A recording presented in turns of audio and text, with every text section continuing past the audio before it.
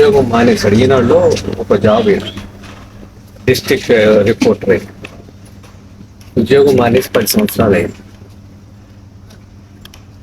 మానేసి ఒక గోశాల పెట్టుకున్నారు.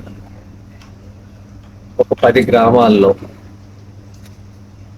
ఈ ఊర్లో అనారోగ్యంగా ఉన్నవాళ్ళు పిల్లలు అమ్మలకి అయ్యలకి అలాంటి వాళ్ళకి 260 క్యారేజీలు ఇస్తారు. భోజనం ఇంట్లో వండేసి తెల్లవారుజామున 5 స్టార్ట్ చేస్తారు.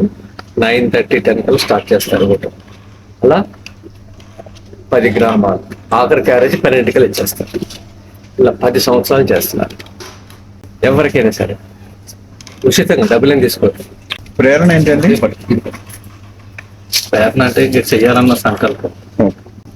ప్రేరణ అంటే ఇప్పుడు ఒక మాట అన్నాడు, బీబీసీ వాళ్ళు కవర్ చేశారు ఆయన.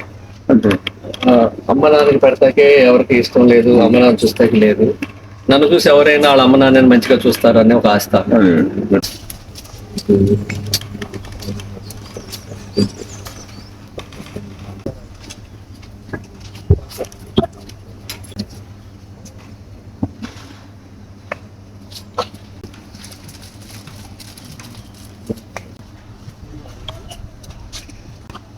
ఇలాంటి వ్యక్తులు కలుసుకోవడం ఇన్స్పిరేషన్ పర్సన్ రావడం మళ్ళీ ఇంత ఇది అవడం గొప్ప విషయం. ఇది మా పొలంలో తయారు చేసిన బుక్కే.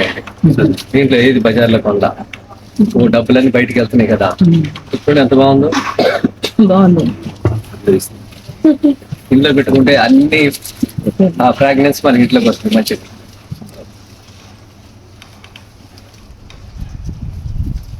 బాగా చేయాలి. Thank you sir.